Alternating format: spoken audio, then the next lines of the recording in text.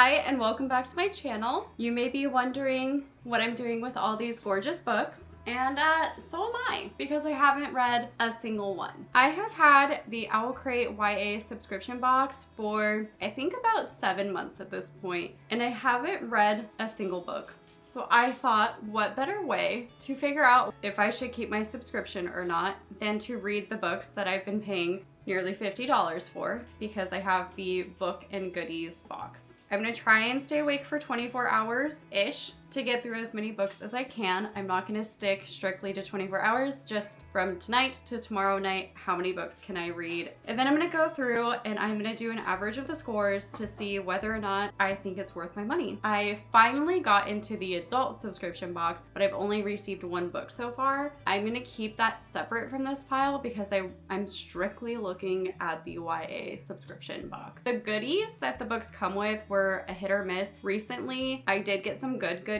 I will insert a little clip here of the ones that I received.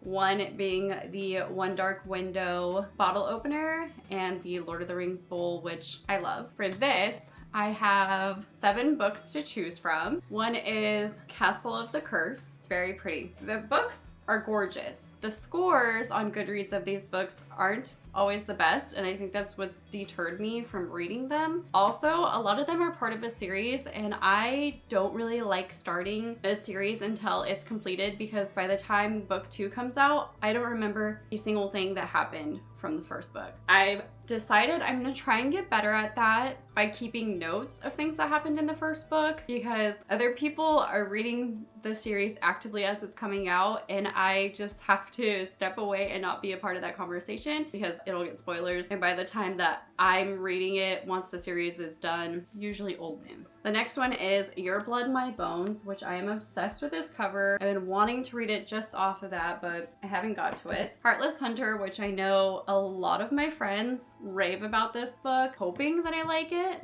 Of Jade and Dragons, which I believe this is part of a series. I think Heartless Hunter is getting a second book as well. And A Sorceress Comes to Call. A lot of my friends have read this one and they said that it was good. That's a good sign. The Last Bloodcarver, I also believe is part of a series. And the last one, Song of the Six Realms, which I'm also pretty sure is supposed to be a series, but not entirely sure. So out of these 7 books, I figured I would start with Castle of the Curse, since it does have vampires and we're almost to October. It fits the theme. This is about the FMC whose parents are killed in a mysterious way. She's trying to investigate what happened to them. She's sent to go live in a Spanish castle with her estranged aunt. She starts uncovering family secrets. There's a lot of mystery going on, and then she meets a silver-eyed vampire. And if there's one thing that you need to know about me, it's that I love an MMC with dark hair and colored eyes. Based off of that synopsis alone, this is what I'm starting with. I looked at the Goodreads score. It has a 3.37 rating on Goodreads. That is probably the lowest score of any book that I own. So if I don't like it, at least it's pretty, and it might end up going on Pango, even though it's pretty. If I don't like you, what's the point in keeping you? Hopefully I like some of these books, or else we're looking at like $300 of wasted money. The adult subscription box better not disappoint me, or else OwlCrate, just because the books are pretty, they have to be good too. You have to have both at the price of $30. The book only box, I'm pretty sure, is $30. The goodies is $50, and that's a lot of money. Even if it's a special edition, if the book sucks, who wants it?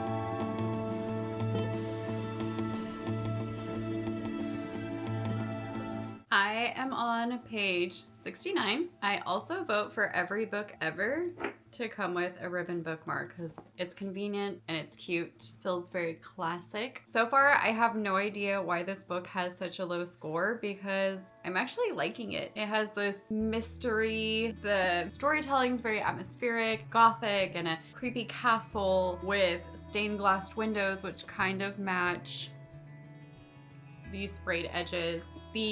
What I'm guessing is the vampire has finally appeared. We don't really know much at this point. The book opens up with her on a bus with her parents.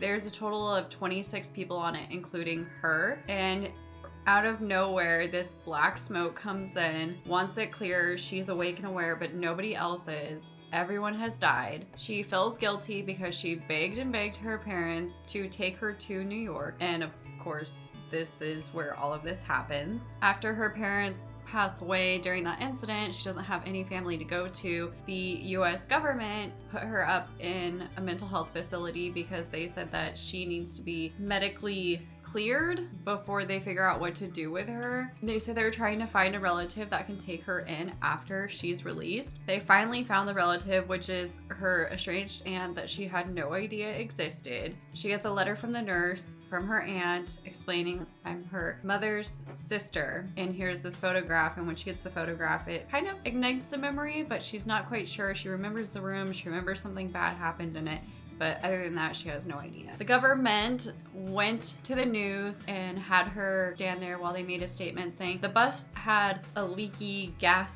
issue, and because there was a gas leak, it poisoned everyone and they died. Somehow she's the only one that lived out of 26 people. She's sitting there thinking to herself like, this doesn't add up, this doesn't make sense, but she doesn't speak at all at this point. She refuses to talk at all to anyone ever. But in her head, she's like, they're lying to everyone and I'm gonna figure out why. She eventually goes to the castle with her aunt, and the city is just really weird. It's a total of 800-ish people. She's trying to uncover the history of the castle and her family and what's going on, and so far we don't really have any answers. It's holding my interest enough to keep reading. I can't imagine what's going to be wrong. Maybe the ending sucks. Maybe the mystery never gets solved. I don't know. So far I'm not hating it, so. Also, one of the people in the town that's telling her about the castle's history said, I think you're here because the castle wanted you back. And that is so creepy, and definitely why I'm going to continue reading.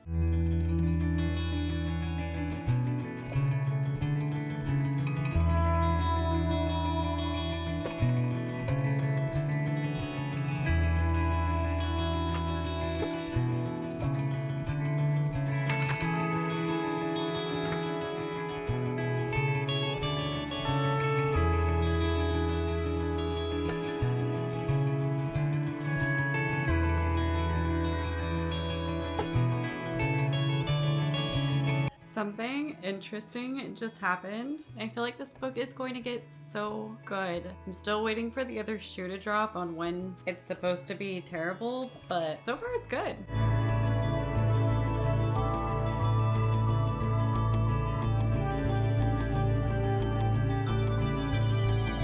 So far, I'm actually impressed. I think it's really interesting. The concept is super unique to me. I haven't read a book that's similar. I mean, it feels like a bunch of different fairy tales kind of combined into one, but I haven't seen it done this way yet. So from what I've gathered, it seems like the castle is cursed, and this castle is passed down from generation to generation. The one guy telling her, oh, I think the castle wanted you back. So you're trying to figure out, is the castle cursed and you're just destined to die at a young age? Because that seems like what happens to this familial line, looking at the records that are kept. And this town is so creepy and eerie and small, and it seems like everyone's in on this knowledge that they're not really sharing with her. I don't know, it's giving me the same vibes as if you've seen The Vampire Diaries, like that town, that it's small and there's people that know a lot more than you think they know. And there's this one family family that keeps the history of the families in that town. They log everything. The son that is part of that family is also her Spanish tutor, and he owns a bookstore slash library. She goes there. He's going over texts that have her familial history, the town's history, the castle's history, and that's basically how she's being taught Spanish, is going through all of these records.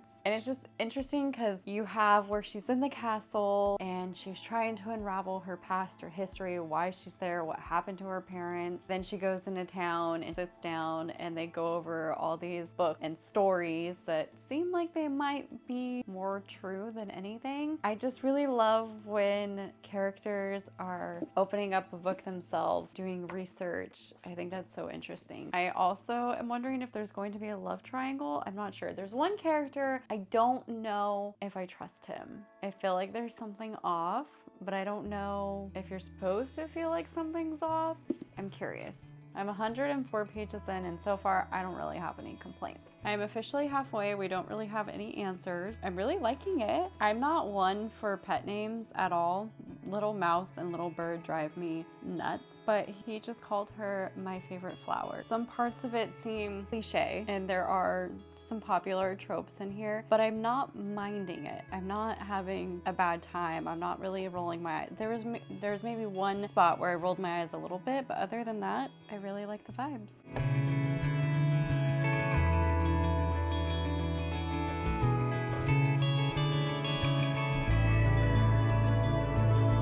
I'm on page 207 now. Things are starting to make a lot more sense. Getting some answers. There's still one thing that I'm not quite sure what's going on, but obviously, hopefully that comes to light. Still impressed, still enjoying it. It's giving me Alice in Wonderland vibes, which isn't a bad thing at all. I really enjoy that. The castle has a very interesting history. We're finally unraveling that mystery. I'm still not entirely sure if one person is trustworthy, but we're gonna find out.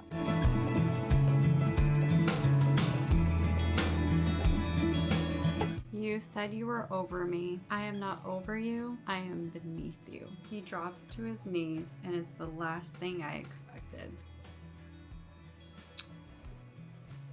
Okay. I'm almost done with the book. I have about 30 pages left. It got pretty weird. Not in a bad way, just like, that's a lot. Didn't see any of that coming. There's like multiple, I don't want to ruin the book. I don't want to spoil anything, but it's very Alice in Wonderland. Again, that's all I can think of. It's just very a lot. The romance is still cliche, but I'm not mad. I do enjoy it. I think the things that were said I've read before, but they still make me happy, so I'm gonna keep reading. There is a trope in here that I feel like is a very common trope, but it's also one of my favorite tropes because I can never get enough of it. I don't care if it's the same thing over and over, and I hope that by the conclusion of this book, that is what happens. I have a very strong feeling it is.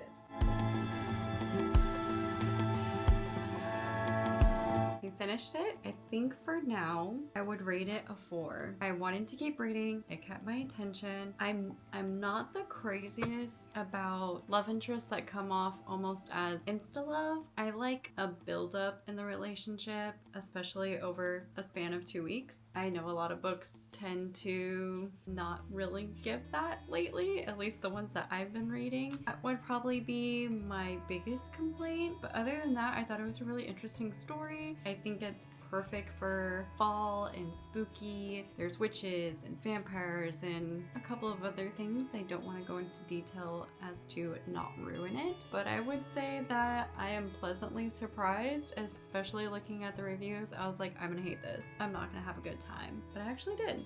And it's 2:23 in the morning. I got a little sidetracked in between, but I finished it. So far we're off to a good start, and it has a really pretty cover. I will be keeping this one, and I'm gonna pick out my next one. I know there's 2 that I'm probably going to enjoy, so I'm gonna pick one that I think I'm not gonna like again to see if I am correct. I feel like if I pick out one that I'm pretty sure I'm gonna like, and then I have this one that I liked, by the time that this 24 hours is up, it's going to be skewed towards like, because I'm avoiding the ones that I'm pretty sure it won't. I don't even know if that makes sense, because it's 2:30 in the morning. but I'm gonna pick the next one. I think I'm gonna leave Heartless Hunter and A Sorceress Comes to Call till later to tomorrow, because, well, today, because I have a feeling that I'm really gonna like those.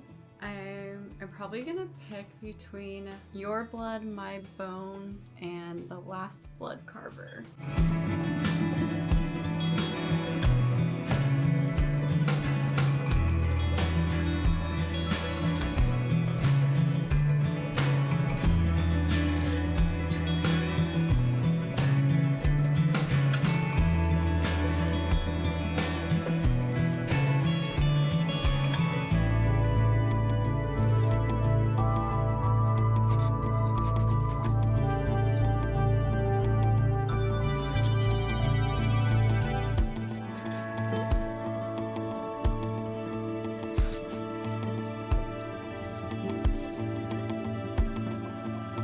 Getting a little sleepy, so I'm not sure how much longer I'll stay up, but I did decide to go with Your Blood, My Bones. I couldn't say no to the cover, okay? It's giving Warm Bodies, if you've ever seen that movie. It's gorgeous, beautiful, and I read the author's note and I really, really like it. It says that when she was first drafting the story, that she came upon this word. The word is inosculation, which is a phenomenon where multiple trees intertwine and become one. As I continued to write, it became one of the story's core themes. Here in these pages, you'll find 3 people who have spent so long growing alongside one another that they've begun to grow together. The thing about inosculated trees is that there's some wounding involved. Some amount of mechanical damage is required for the trees to begin grafting together. That's this story. It's full of scars, some raw and real, some horrifying and fantastical. In the end, the growing together is a healing process. It heals the trees, it heals the people. It says that the FMC inherited a farmhouse and all she wants to do with it is burn it. While she's doing a walkthrough, she goes down into the basement and finds her childhood best friend strung up and left for dead. Her childhood friend has suffered hundreds of ritualistic deaths as he is semi-immortal. The only way for him to break free is by killing the FMC. Wyatt is our FMC. Since her parents are gone, the spells that protect the land, I guess, are unraveling, and the only way that she can aid in the unraveling magic is by teaming up with the guy who needs to kill her, which sounds kind of similar to the last book I read. Obviously, it looks like they work it out, so let's see how this goes. I took a quick nap, not quite quick, maybe like 2 hours. It was much needed. I am about 50 pages in the book, and so far I like the other one more. I believe that this one has potential. Some of the dialogue between the characters just seems forced, more of a way to tell than show. Some of the dialogue just doesn't seem believable. It doesn't feel authentic or flow well, in my opinion. I also have to make a correction. Her parents aren't dead, just her dad is. I have a feeling that it's going to be a situation where they're supposed to hate each other, but they fall in love and everything works out in the end. We're still kind of getting the backstory of the whole situation. It's kind of been explained. It almost seems like they both have to sacrifice each other in order to get what they want, which only one of them can die unless they do like a Romeo and Juliet situation, but I don't think that's going to solve their issue here. There's also a third person involved. I wonder how they're going to play into this whole story.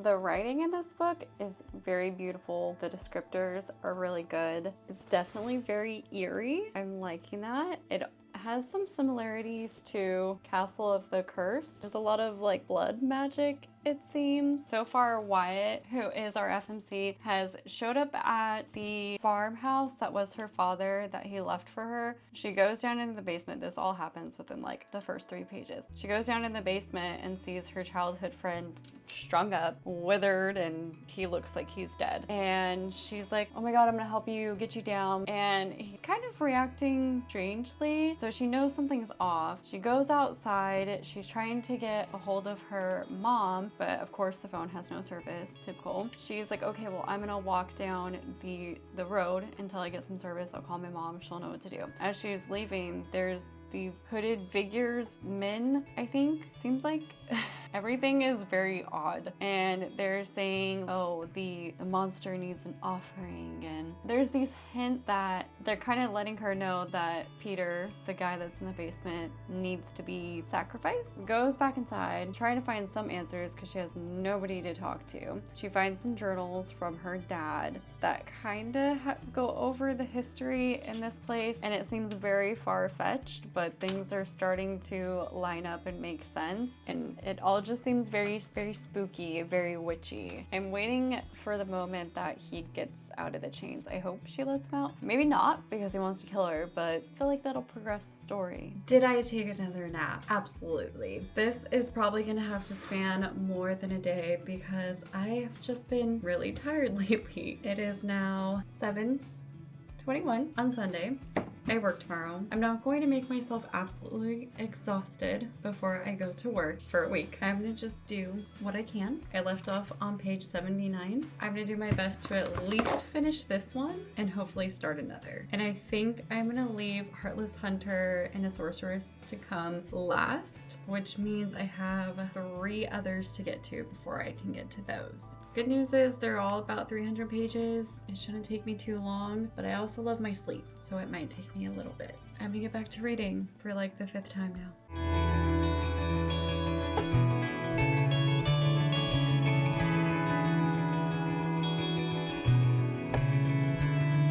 I'm a little over halfway through the book. A lot more things are making sense. I still think this book has a very slow start, but potential is there. One of the lines I really like, he didn't want to tell her that most curses look like gifts at the start. The funny thing about immortality, he said instead, is that death doesn't stick. And there's always fairy tale after fairy tale, how curses look like this good thing that you need and you want, and turns out not good. The other thing that I thought was interesting, it sparked memories in my mind. The book says, like when James' father warned them that drinking coffee would stunt their growth, or when her Aunt Violet told her that if she crossed her eyes for too long, they'd get permanently stuck. Has your family ever told you stuff like that growing up? I remember my great-grandpa had coffee every single morning, and I wanted to be just like him, so I would want to drink coffee too, obviously. And my great-grandma would be like, no, Harvey, it's gonna stunt her growth. And I always had in my mind, like, this tastes so good, and I want to be like my grandpa,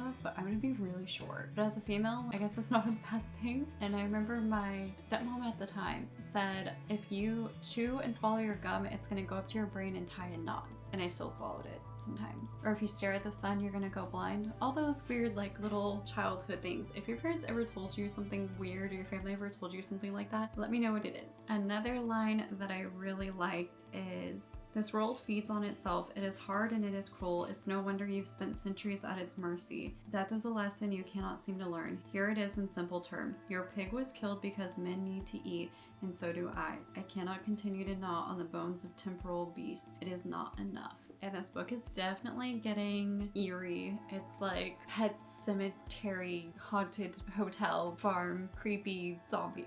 There's just so many different aspects in one, and it's working really well together. I'm just trying to figure out where we're going in this situation. It's hard because you have 2 characters and you don't know who is trustworthy. Probably neither of them, honestly, but I feel like the author's trying to make you go this way, but should you actually be going this way? Or both of them, like, she's gotta go, and none of them. But I'm probably gonna head out to the park to read a little bit while the sun is out and it's not 100 degrees, and let my dog run around. The other ones are sleeping. They don't care about the park that much.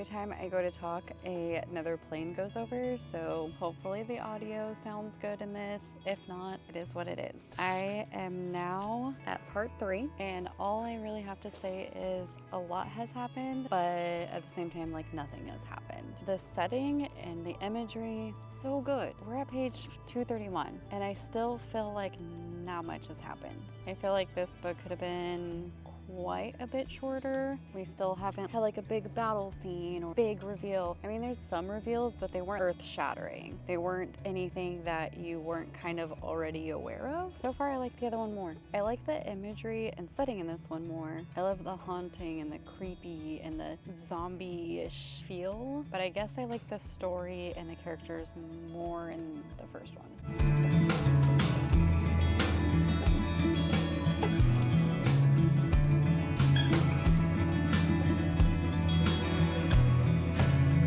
I just realized that there is a printing error in my book on page 243.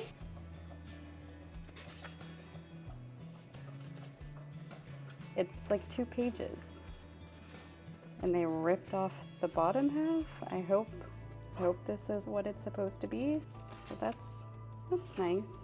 I have officially finished my second OwlCrate YA fantasy book. It's hard because I enjoyed some elements in this book, but not all of them. I think I'm gonna settle on a 3.75 score, and I'll tell you why. It had humor in some spots. The setting, again, so good. The creatures, the rip in the dimension. It's giving Stranger Things mixed with like ritualistic cults. I love all of that, but there were so many pages of the plot not really advancing, and if it was advancing, it was at such a slow pace. And I understand the buildup and creating that atmosphere and the creepy things to make you feel unsettled. I also don't think it should take about 200 pages to get things actually moving forward. I think this would be one of the books that I think would be better as a movie. I think it was very poetic. I enjoyed majority of it. I was just finding myself getting a little bit bored in some spots, so that's why I'm gonna settle with 3.75. We're not doing too bad. I honestly thought I'd probably DNF a book, but 3.75 isn't terrible. I think I would still recommend this to certain people. I don't feel like I want to sell the book, other than the fact that I had that earlier page that was messed up, and as I was continuing to read, I found another situation like the previous page. It has that like pink chunky, like you can see where they just cut off the page, flapping, and then it looks like they just pasted it on. I don't think it's quite fair, OwlCrate, to charge $30-something for a book with not 1, but 2 incorrect, well, not incorrect, but damaged pages. It definitely, I'm pretty sure it's not supposed to look like that. The other book I had was fine. I don't know what happened with this book. Now I'm concerned about my other books. Hopefully they're okay, because I just open them up, look at the end pages, look at the reversible dust jacket, and it's good. I don't sit there and flip through every single page. I really think the end pages on this are really pretty. The book itself is really pretty. I think it was very poetic. I felt like the ending could have had a little bit more oomph, but other than that, it wasn't bad. I'm scared to pick up a next one because we're shooting 2 for 2. I don't want to be let down. This is one of the ones that I'm afraid I might not enjoy. It is also the first OwlCrate book I have ever received. The edges are stunning. The cover is stunning. There's just something that I'm like, I don't know if I'm gonna like this, but the art is beautiful. It says that it's about a cold-hearted, ruthless being who can alter human biology with just a touch. I haven't read Shatter Me, but it seems like similar vibes. Probably not. Don't quote me on that. So it sounds like the main character is auctioned off to a mysterious lady, and she doesn't want to use the main character as an assassin. She wants her to heal the last person who saw her father's killer. Her only chance to survive lies in a terrible choice: become the dreaded monster the city fears, or risk destroying herself and the future of her kind. Well, I have a feeling there's some romance in here based off of the artwork, and I'm enjoying a little bit of romance with my fantasy. And take a moment for They all wore masks, but he'd taken his off for her. This is giving me Ember in the Ashes vibes. The author's note's really sad. I wrote this book after graduating college, and it since followed me into medical school. In many ways, I think it's Nika, is like me, raised by loving parents and a caring grandmother and wanting to become a healer to continue their legacy. In reality, I wrote Nika's character to be everything I'm not and wished I was. While I was writing this book, my grandmother was suffering from dementia. Looking back, I wish I had fought against that loss of culture and connection with Nika's same fortitude. Concurrently, my dreams of being a healer were shaken by the pandemic and rejections, like my own city didn't want me. I wish I had taken it in stride like Nika would have. So I wrote about a girl who could do it all in my stead. It's got romance, mystery, and it's ultimately about a deep search for belonging. Sounds good.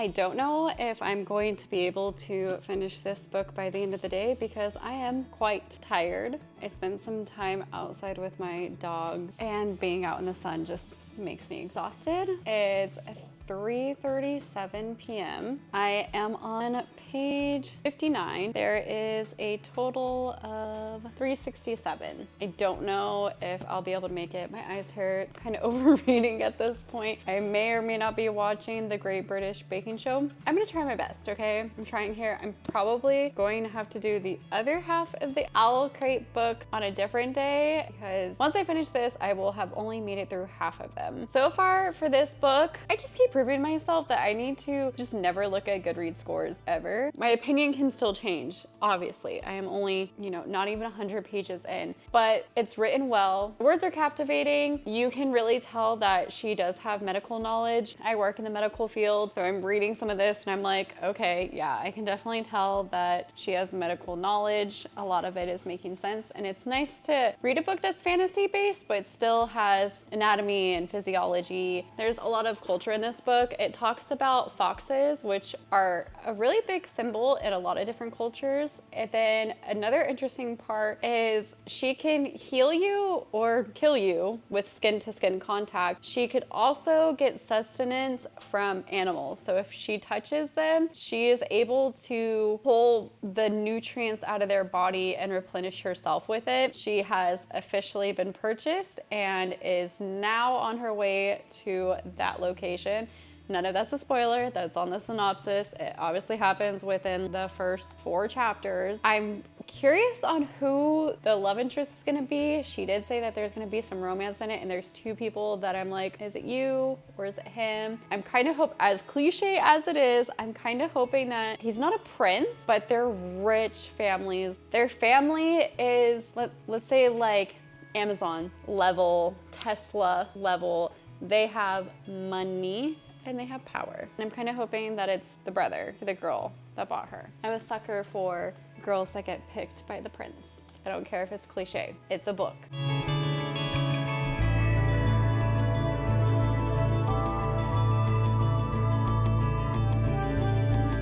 I keep getting distracted. Now I really want to watch The Golden Bachelorette, and I also want to take a bath because they have a new bath bomb, and apparently I want to do anything but read. But I am on page 135. I'm about, I would say, a third of the way done with the book. In the past 80-ish pages, not much has happened. This is a duology, I believe. So I know the first book in a series, whether it's a duology, trilogy, whatever, can be a little bit slow. It's a lot of world building, character introductions. It's not boring by any means. It's interesting. Again, I really love the medical field, and it's going into the anatomy deeper than most, and it probably more than any fantasy book I've ever read. Yeah, I love when characters are studying, when they have a library to go to. This and Castle of the Cursed had that in common. It also seems like she's trying to solve the mystery of Mimi's father's death. We have a mystery death to solve. We have a mystery coma to heal. I feel like there's a lot more in the politics and families that are involved in this book. I'm also pretty sure that I guessed the love interest wrong. I had it between two, and it's one of those two. I love trying to guess who the love interest in a book is going to be. Sometimes I'm right, sometimes I'm wrong. I'm hoping that this certain person is, because I'm very intrigued on where that's going to go. It's kind of giving possible enemies to lovers, maybe strangers to lovers. We'll see. He kind of seems like he's a little bit of an ass. I'm gonna try to continue to read as much as I can. I don't wanna stay up past 9. It's 5:40 now.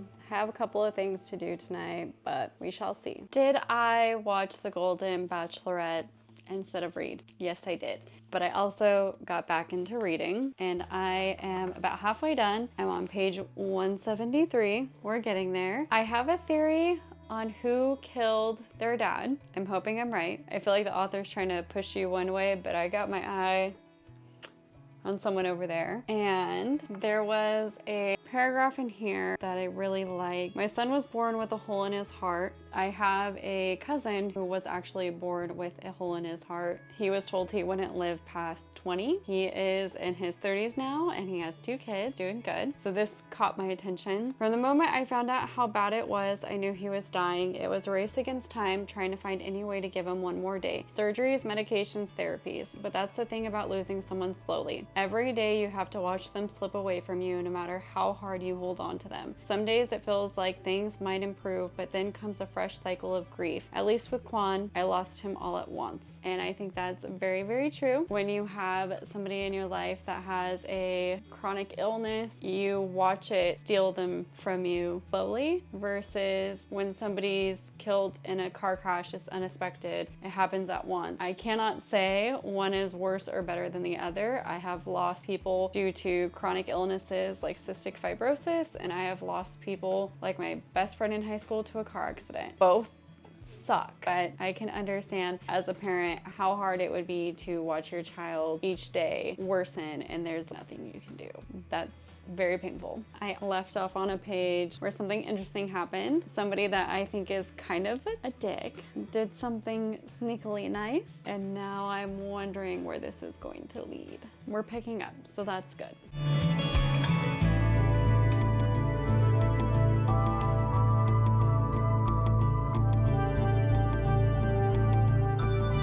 I am finally caving, and I am gonna go take a bath while I try and finish up this book. Probably not gonna finish it up tonight, but we're gonna do our best. Crazy how much more awake I am at night than during the day, and I try my hardest to do a lot of my filming during the day because natural light is the best light, but it's so hard for me to stay awake during the day. Me and my boyfriend are just not day people. But I just wanted to share the reason I am taking a bath. I haven't taken one in 3 years. I'm just not a bath person, I guess. I used to be when I had a jacuzzi tub, but right now we just have a standard bathtub, and even though I'm 5'5", I feel cramped. But I decided I will cave and take one because Lush sent me this giant bath bomb free with my order, and it smells so good. It smells like Sprite and lemon heads, if that makes any sense or sounds appealing. I'm hoping it doesn't stain my tub. I read some reviews of other bath bombs, and it said that it stained their tub. Our tub is new, so if I stain it, my boyfriend probably won't care, but I'm gonna care. I'm gonna go use my very first bath bomb ever while I try to finish up this book that is actually turning out to be a pleasant surprise. I'm never trusting my opinion on whether or not I'm gonna like a book because I'm wrong. I'm always wrong. I mean, when I think like, oh, I'm gonna like a book, hardly am I wrong when it comes to that, but when I'm like, I don't want to pick up that book because I just don't think I'm gonna like it, I need to shut up. I need to stop talking because I think this one might end up being my favorite out of the 3 I've read. I was pretty sure that this one was gonna be my least favorite, but here I am, wrong.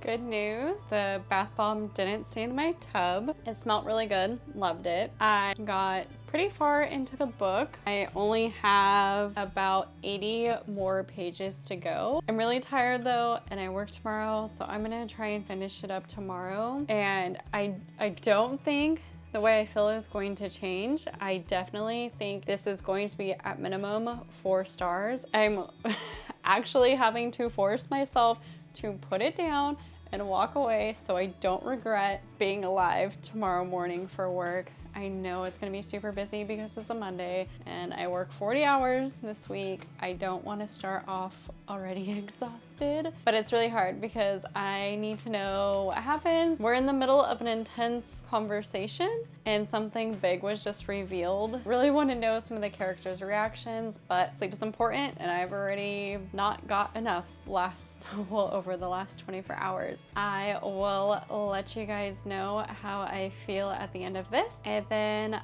I have about 3 more OwlCrate books to go through before I can give my average score of the books that I have. And I'm also supposed to be getting my September YA book. They were late on shipping, so at that point I would have 7. Wait, I think I already have 7, so I think at that point I'd have 8. I don't know, I'll have to count. I don't know if I'm gonna read all of them before I give a conclusion, but maybe I'll split it into 2. I'll do a part 1 and a part 2 and then an overall score. So far this is my top contender, even though I'm not done. I'll see you guys in the morning. Since my last little videos, I have finished the Last Bloodcarver, and let me just tell you, I'm gonna say it again, I am pleasantly surprised. Out of the 3 that I read, this is hands down my favorite. This cover on top of it will make so much more sense once you finish reading it. The topics that are in this book are so good. I will say that I solved the big mystery before it was revealed. I really love reading mysteries and thrillers, so I'm always looking at the tiniest little details to try and solve it before the end. Nonetheless, it was written very well. It had very good underlying meanings. I also appreciate the map, if you'll notice. The districts are the Chinese zodiac signs. So they have the tiger district, horse, monkey, rooster, sheep, etc.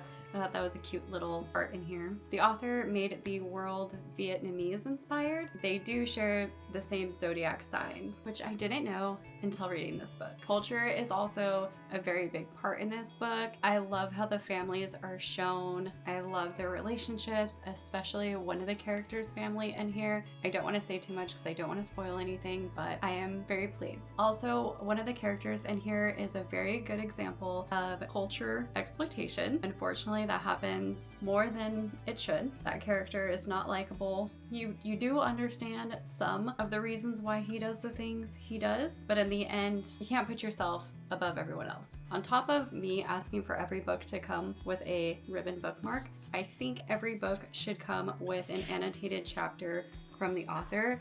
Reading this little chapter with her annotations made me feel so much more connected to the book because I saw her vision. I saw how she was making the characters' relationships blend together and the reactions. I'm actually looking forward to reading the rest of the OwlCrate books. I will be doing that in a different video. The first book, Castle of the Cursed, I gave 4 stars. My Blood, Your Bones, I gave 3.75.